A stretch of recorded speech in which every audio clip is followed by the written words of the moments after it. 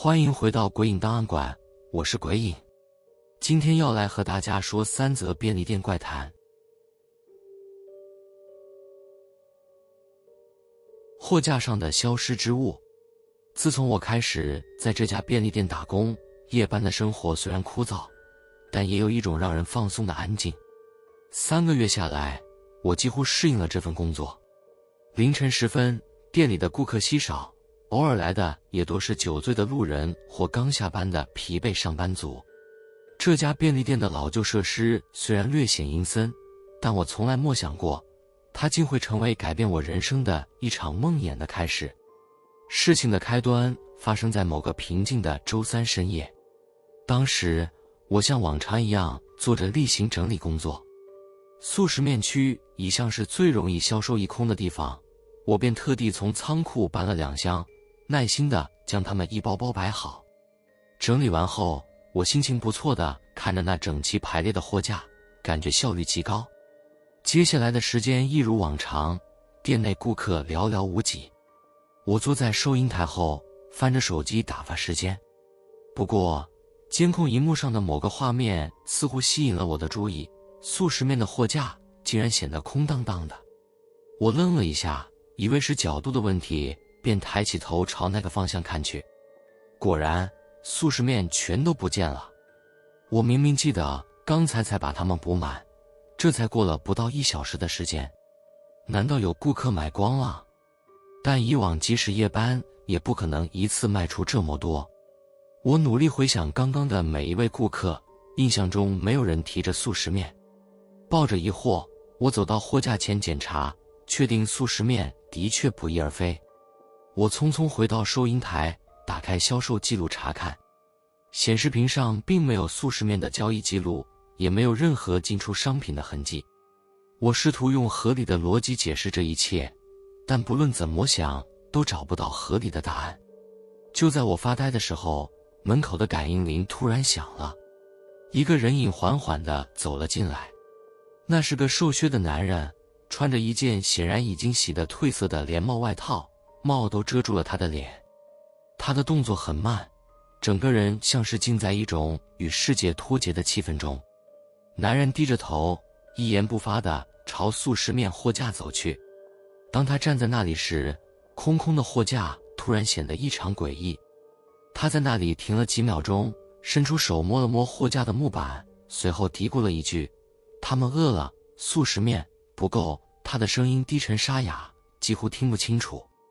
我忍不住开口问：“先生，需要帮忙吗？”他没有理会我。过了几秒钟后，便利店的灯光突然开始闪烁，像是电力不稳般的忽明忽暗。等灯光稳定下来，我惊讶地发现男人竟然不见了，而货架上出现了一排速食面。可是它们的包装与我熟悉的完全不同，那些速食面的包装看上去有些古怪，品牌名称用一种扭曲的字体写成，甚至还印着一些看不懂的符号，像是皱纹般让人不安。我的心跳开始加速，颤抖着伸手去摸其中一包速食面。手指触碰到包装的瞬间，我感觉它并不像普通的塑胶袋那么平滑，而是带着一种说不上来的粗糙感，就像是人皮一般。我吓得赶紧缩回手，几乎连呼吸都停止了。我飞快地跑回收银台，抓起手机想要联络店长，但不管我怎么拨号，手机却像是坏掉了一样，一直无法接通。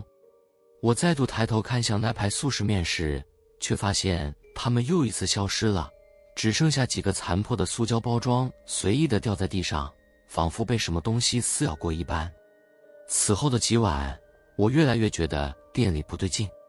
每到深夜，总能听到从速食面货架方向传来咀嚼的声音，声音有时轻，有时重，像是有什么人在贪婪地吃着速食面，但整个店里却空无一人。更令人毛骨悚然的是，有一次我鼓起勇气走进那片货架，发现几个掉落的速食面包装内部竟然全是干涸的血迹，散发着刺鼻的腥臭味。我实在忍不住了，把这些事告诉了店长。他听完后表情变得严肃起来，但并没有多说什么，只是沉默了一会儿后轻声说：“速食面货架的位置以前不是这样的。以前？什么意思啊？我追问。他看着我，叹了口气说，很久以前，这里是一个平民居住的小屋区。据说有一户人家，一家5口被锁在屋里饿死了。他们最渴望的就是一顿饱饭。我瞬间浑身发冷，仿佛店里的冷气突然被调到了最低温。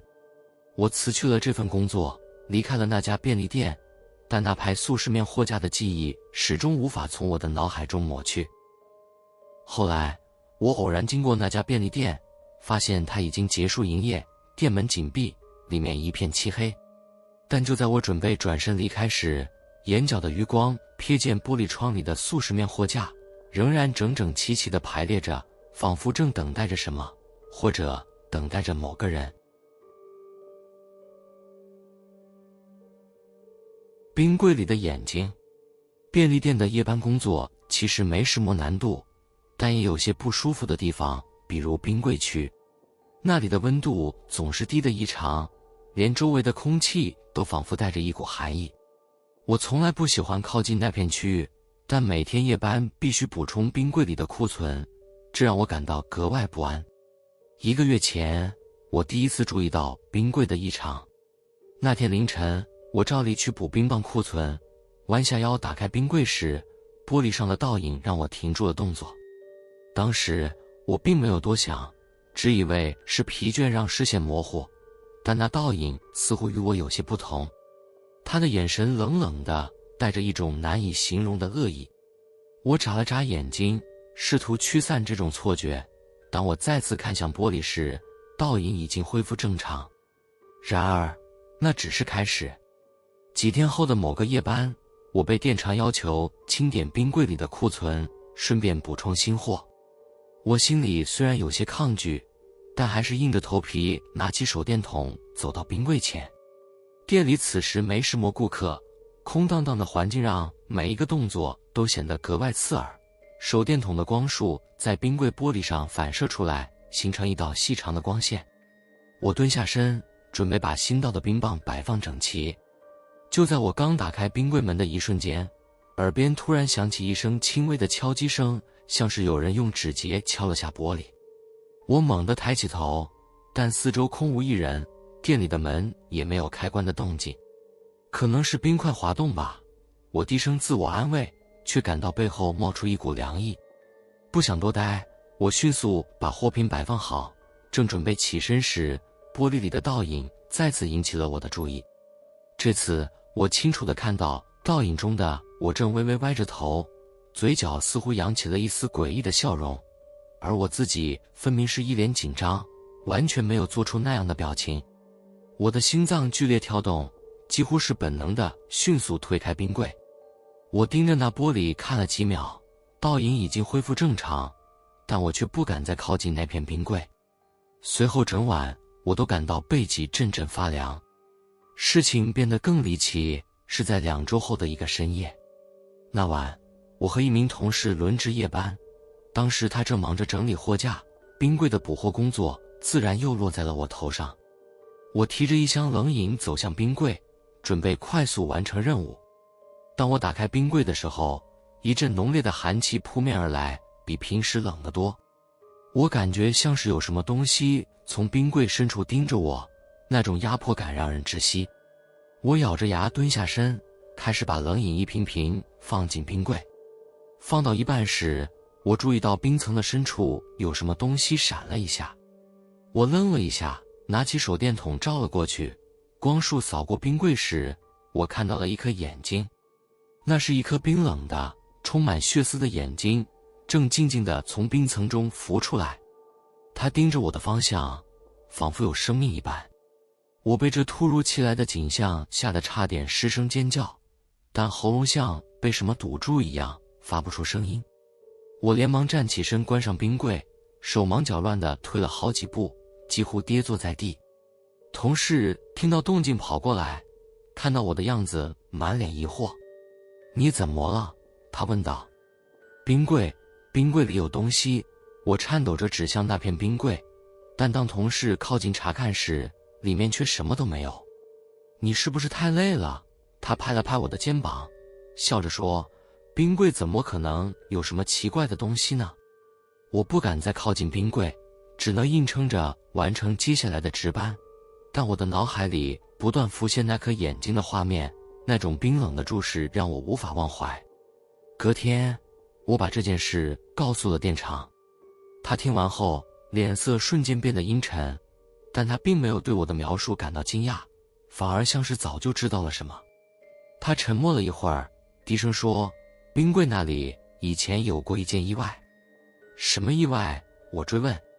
店长迟疑了一下，终于开口，几年前一个夜班员工被锁在冰柜里，他可能是在补货时不小心把门关上，冰柜的自动锁功能启动，等到早班员工来的时候，他已经冻死了。我感到一阵寒意沿着背脊直往上爬。那之后呢？我们报了警，冰柜也换过了，但听说那个人死前眼睛睁得很大，像是在冰柜里看到了什么。店长摇了摇头，低声说，有时候晚上加班的人会说，他们觉得冰柜里有人在盯着他们。我劝你别多想，也别太靠近冰柜就好。店长的话并没有让我安心，反而让我越发感到不安。我开始怀疑，那颗眼睛是不是就是那名员工的遗留，还是说那片冰柜已经成了某种诡异力量的容器。几天后，我试图忘掉这些事情，但诡异的现象却变本加厉。有一晚，店里的顾客全都离开后，我独自坐在收银台发呆，忽然听到冰柜里传来轻微的敲击声，节奏缓慢而规律，像是有人在里面轻轻地敲门。我压下心中的恐惧，拿起手机录影，想要记录下这些声音。然而当我走进冰柜时，敲击声却戛然而止，只剩下冰柜内部传来的低沉嗡嗡声。我徘徊了一会儿，最终还是放下手机，快步离开了冰柜。后来我听说那名被锁在冰柜里的员工并不是意外身亡，而是有人故意把他反锁在里面，导致他冻死。至今那名凶手都未被找到。也许那双冰冷的眼睛正在寻找那个害死他的人。问题是，他会分得清谁是凶手吗？这些诡异的经历让我最终辞去了这份工作，但每当经过那家便利店时，我总会忍不住望向冰柜的方向。它仍然静静地立在那里，玻璃表面反射着街灯的微光，仿佛什么事都没有发生过。然而我总觉得有一双眼睛正藏在里面，等着下一个靠近他的人。午夜顾客。便利店的午夜有一种特殊的气氛，人来人往的声音渐渐消失，只剩下背景音乐不紧不慢的循环播放，还有冰柜的低沉嗡嗡声充斥着空气。店里的灯光虽然明亮，但长时间待在这里总会让人感到一种压抑的孤独感。然而我一直以为这不过是心理作用，直到某些顾客开始光顾这家店。事情的开端很平淡，午夜的便利店里偶尔会来一些奇怪的顾客，他们的动作僵硬，眼神空洞，似乎对周围的一切都毫无兴趣，只会机械地从货架上取下某些商品，结完账后便默默地离开。我常把这些人归类为太累的加班族，毕竟深夜里大脑容易出现错觉。然而有一晚，一位熟悉的身影让我彻底打破了这种想法。那是一位上了年纪的老顾客，名字叫张博，经常在夜班时光顾便利店。他的习惯很固定，每次进店都会买一包烟，然后在柜台前跟我聊上一会儿，说些社区里的小道消息或者年轻时的回忆。他的话虽多，但语气平和，让人觉得亲切。可是2周前，他因为一场车祸不幸去世，这件事还在社区里引起了一阵哗然。那天夜里，我百无聊赖地坐在收银台翻着手机，门口的感应铃突然响了。我抬起头，看见张博缓缓地走进店里。他穿着那件我无比熟悉的旧夹克，脚步一如既往的轻慢，但步伐却显得更僵硬了些。他走到香烟货架前，随手拿了一包，然后直直地朝我走来。小伙子，结账吧，他说。我愣住了，喉咙像被什么堵住了一样，说不出话来。明明他已经去世了，却好好地站在我面前，语气甚至带着一丝惯有的轻松。我试探性地接过他递过来的钞票，那是一张破旧的纸币，边缘卷曲得厉害。张伯，您还好吗？我终于鼓起勇气问。还好，怎么了？他看着我，微微笑了笑，但那笑容让人不寒而栗。他的嘴角似乎有些不自然的上扬，像是被什么无形的线拉扯着。我僵硬地替他结了账。他将烟放进夹克口袋，转身走出店门。我看着他的背影消失在浓雾中，直到感应铃的声音再次响起，才如梦初醒。我低头看向收音机，打算找出刚才的收据，确认刚刚的一切是否真实。然而，收银记录里没有任何交易痕迹，那张纸币也不见了。自那晚后，便利店的深夜变得更加诡异。越来越多顾客在午夜时分出现，他们动作缓慢，面无表情，选购的商品也奇怪得令人不安。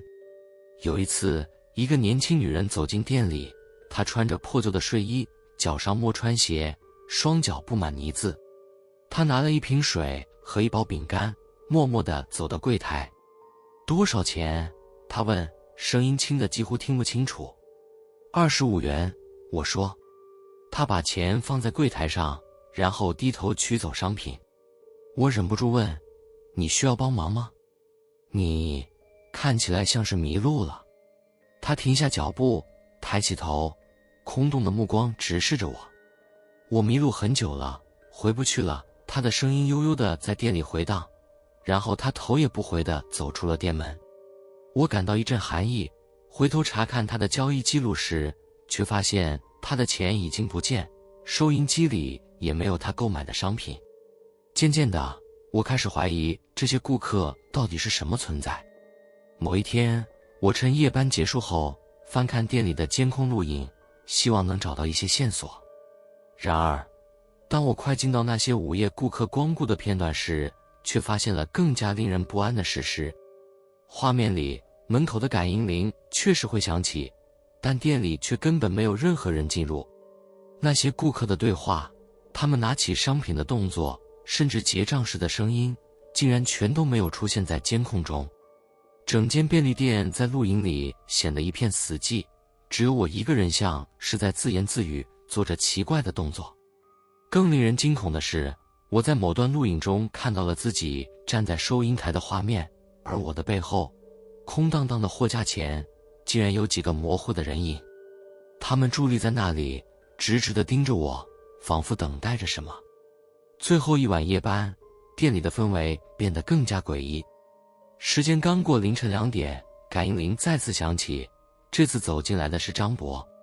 他的脸看起来苍白的异常，夹克的袖口上还沾着泥渍。他站在收银台前，嘴角浮现那诡异的笑容。小伙子，今天我不买东西，他低声说。那您需要什么？我的声音几乎颤抖。帮个忙吧，把这个带给他们。他从口袋里掏出一包烟递给我，动作慢得像是机器人。谁是他们？我问。张博没有回答，只是退后一步，然后慢慢地转身走向店门。他的身影消失在浓雾中时，我听到他的声音在耳边回荡，千万别打开烟喝。我低头看着那包烟，心跳如雷。最终，我还是忍不住撕开了包装。里面的烟不是普通的香烟，而是一排缩小的、扭曲的人脸。他们的五官全都拧成一团，嘴巴微微张开，像是正在无声的哀嚎。我惊恐地将烟盒丢到地上，连滚带爬地逃出便利店。几天后，那家便利店宣布结束营业，理由是租约到期。而我从未再见过那里的任何顾客，也不敢靠近那片街道。深夜的便利店或许从来都不属于我们的世界，它不仅是一个孤独的避风港，还是某些迷途灵魂的中转站。而那些午夜顾客，他们到底需要什么，或许永远都是个谜。喜欢这类型的故事的话，记得点赞、订阅鬼影档案馆，开启小铃铛，才不会错过每晚间的恐怖小故事。我是鬼影，我们下次见。